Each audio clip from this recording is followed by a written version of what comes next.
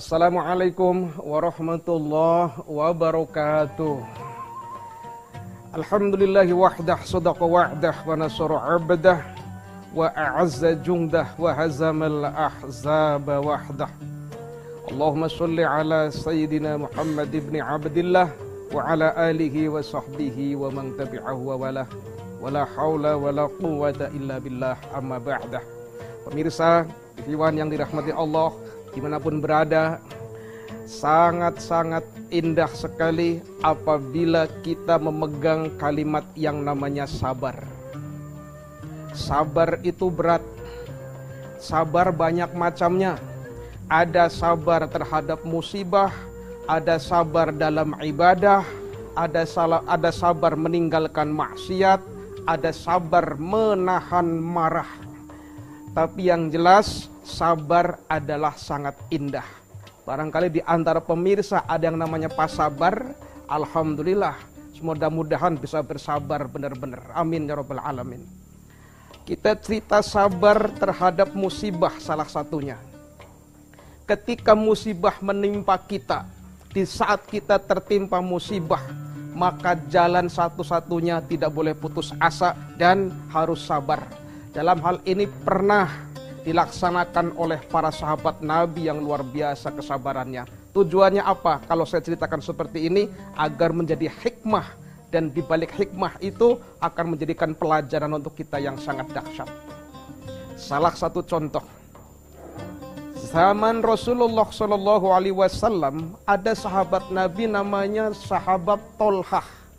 Ini laki-laki ya, namanya Tolhah. Beliau itu rajin setiap hari mengabdi di rumah Rasulullah SAW. Dan beliau rajin puasa Senin Kamis. Setiap Kamis puasa, Senin puasa, Kamis puasa. Dan beliau itu punya anak kecil, masih bayi, anak pertama, sakit-sakitan. Sakit-sakitan terus, sakit semakin parah. Tidak ada kunjung untuk kesembuhannya. Suatu hari di hari Kamis, dalam sebuah riwayat, pagi-pagi sahabat Tolhah seperti biasanya mendatangi Rasulullah untuk mengabdi di dalam rumah beliau. Dan ironis, saat itu memang Allah mentakdirkan ananda tercinta dari sahabat Tolhah tersebut yang ada di rumah dirawat oleh istrinya meninggal dunia. Tapi yang lebih ironis lagi, sang istri tidak cerita kepada suaminya. Sementara suaminya sedang berada di rumah Rasulullah SAW.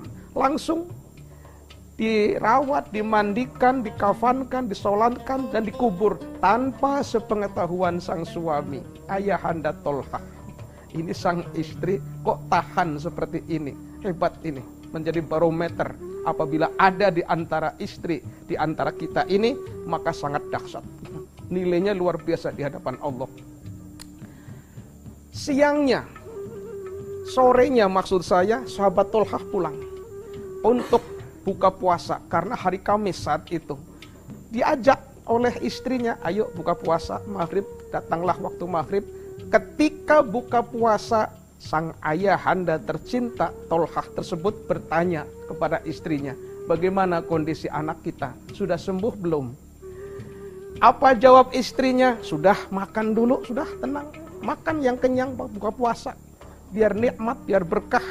Gak cerita tentang ananda tercinta satu itu. Ketika malam harinya, mohon maaf, wajarnya suami istri, nyampurlah dia, malam Jumat kan.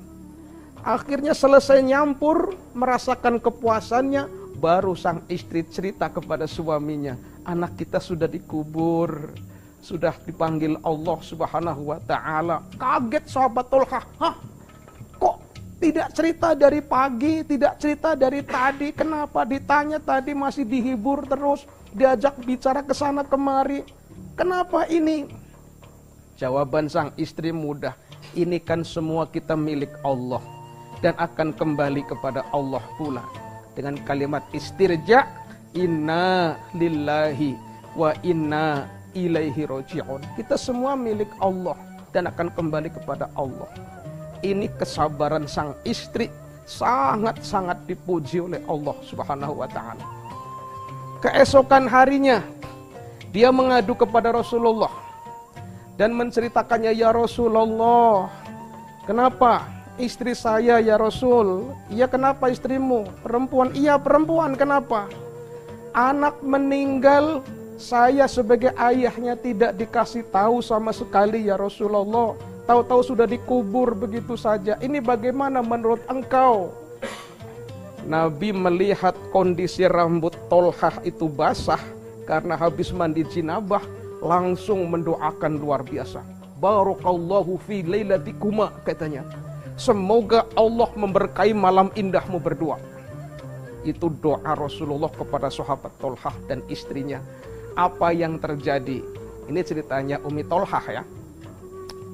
Setelah mendapatkan doa seperti itu, benar di balik musibah yang dihadapinya dengan sabar akan ada hikmah yang tidak ternilai harganya. Apa itu? Tahun depannya, beberapa lama setelah kematian sang anak pertama itu istrinya Tolhah hamil kembali. Hamil lagi. Sampai terjadi ikut perang Badar dalam satu riwayat. Dalam kondisi hamil tua, dia ikut perang Badar, jatuh, bahkan sempat pendarahan di tengah perjalanan. Tapi tetap semangat untuk menghadapi kesabaran ini di hadapan Allah. Sangat luar biasa istrinya Tolhah. Gak kenal apa yang namanya sakit, pokoknya semangat, benar-benar jihadnya sangat dahsyat. Ringkas cerita, lahirlah anak berikutnya, yang laki-laki juga, dibawa oleh sahabat Anas bin Malik untuk dibawakan ke Rasulullah SAW, dan Rasulullah langsung memberi nama kepada anak tersebut Abdullah. Beliau langsung mentahniknya. Mentahnik itu artinya beliau mengunyah kurma, kemudian bekas kunyahnya dioles-oleskan ke langit-langit gigi sang bayi dan memberikan nama Abdullah. Ini ceritanya Umi Tolhah. Ternyata masih belum puas. Tahun depannya lagi lahir anak lagi, laki-laki lagi. Tahun depannya lagi lahir lagi, tahun depannya lagi lahir lagi, sampai 11. Subhanallah. Ini kesabaran yang musibah yang dihadapi dengan kesabaran dan penuh dengan keikhlasan semata-mata karena Allah Azza wa Jalla.